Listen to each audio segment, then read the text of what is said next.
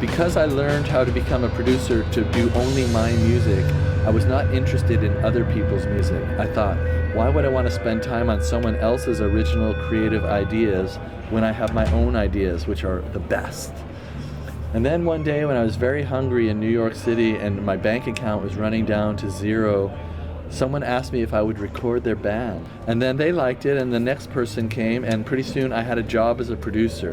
This was not my intention. I wanted to be a rock and roll star, a composer, a performer, and that suddenly this other job presented itself, producer. What other tricks do we have up our sleeve, you guys? Say one, I forgot. And then I recorded The Strokes, and that got famous. And suddenly I got called from England and Germany and Mexico, and this was kind of fun. It wasn't my first number one job idea, but it was kind of great. And I enjoyed making money, and I enjoyed meeting new people, and I enjoyed getting my name in the newspaper and having videos done, and all this stuff was really fun. Then, when I got all this money from being a producer, I started buying every guitar and every keyboard and every drum machine I ever wanted, but I didn't have time to use it. I would go home to my studio and my instruments would laugh at me like, ha ha ha, there's the guy with 20 guitars who doesn't have time to play any of them, you know? And it became a real burden to see all my instruments and, oh, I gotta go for 6 months and going to Mexico and Belgium and South America and Germany and California. It's gonna be great, but I won't play my instruments. So my whole thing has been fighting to get the time to pay attention to my creativity and my own music. Being a producer is creative, but it's like second string creative. It's like armchair creative. Yeah. Being an artist and a musician is like you're right there where every move you make is in the moment and it counts. It's like the first line of being an artist is when you're actually making something. So that's my struggle, and that's where I'm at now. I'm trying to return to my roots of playing music. Thank you very much, Raphael Arms and Blackadder and friends for having us tonight, and all you guys for coming to see us. My name is Gordon, and this is the great band Mystified. It was kind enough to bring me from Berlin. When I was growing up, my impression was that the people who were making music and writing lyrics were trying to change the world for a really positive purpose, to create a kind of utopia and overthrow old and corrupt forms of government and injustice. Now, this was when I was young, but it made a big impression on me, and it made me think that if you're a musician, people are going to really love you, and you're going to have a lot of fun, and you're going to change the world. That's why I became a musician.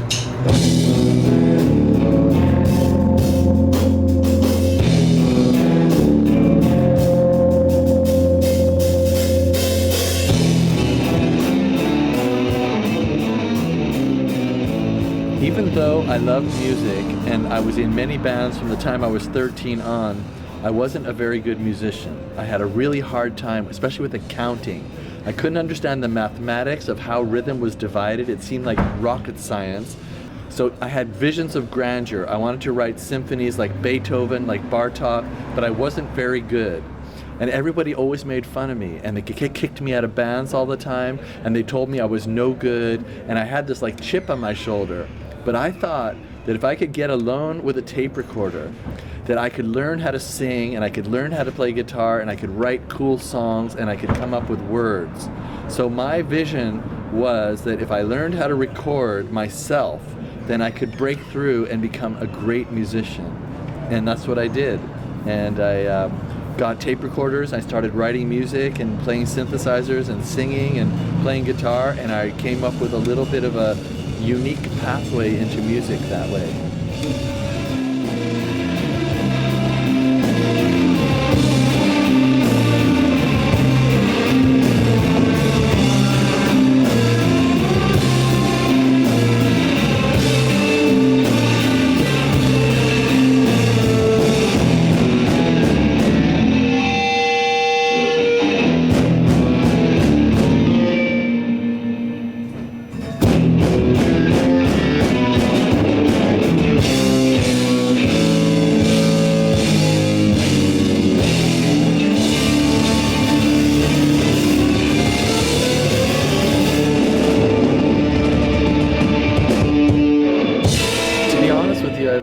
felt even from teenage years that I didn't really belong where I was.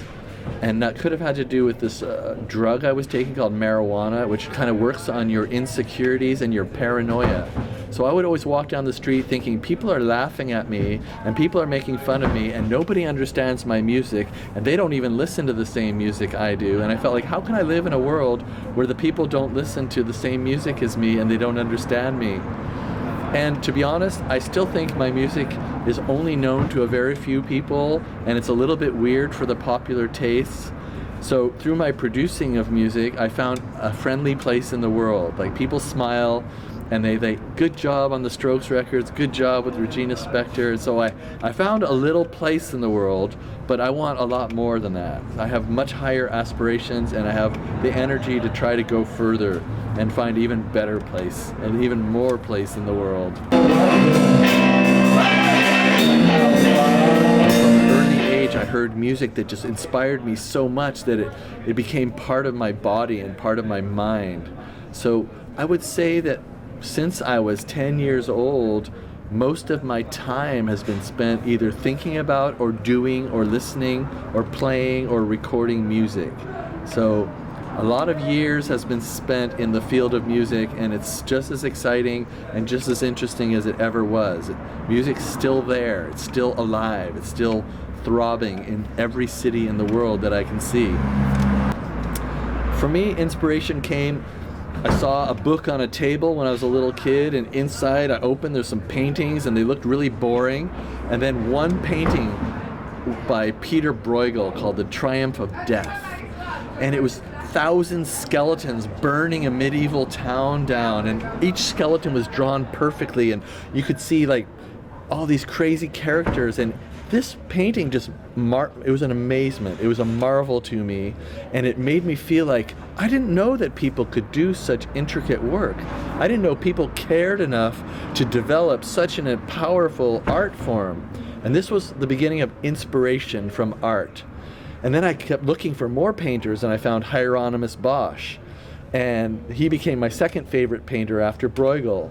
And I looked at all his paintings and thought how careful his brushstrokes were. And then I found the music of Bach and the music of Chopin and the Beatles and Frank Zappa and all this stuff. The feeling of inspiration is like when you eat a good meal. You know, you're very hungry and this food is put in front of you, and the more you eat, the happier you are. And when you're finished, you just feel amazed and totally peaceful.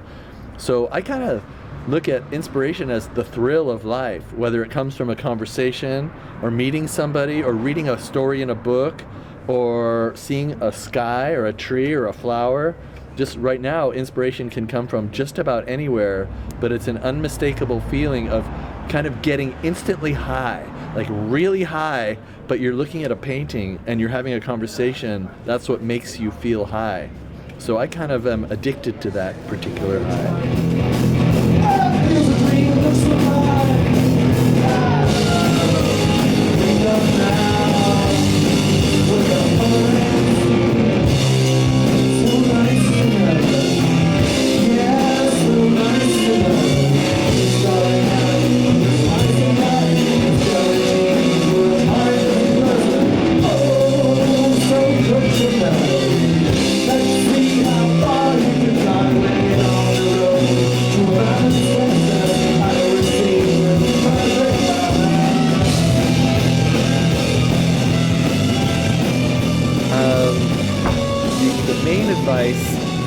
The best advice would be to find something that you really like, that turns you on, that inspires you. And when you notice that feeling of inspiration, write it down and study it, and don't lose track of it, because that's your clue about where you should be going, who you should be hanging around with. And anything less than that is going to create more pain than you can imagine. Like getting really good at something you don't like, or getting a lot of money to do something that you don't like every day, or be with people that you don't like. That to me is hell, Hell. So I think notice when you are inspired and follow that no matter what.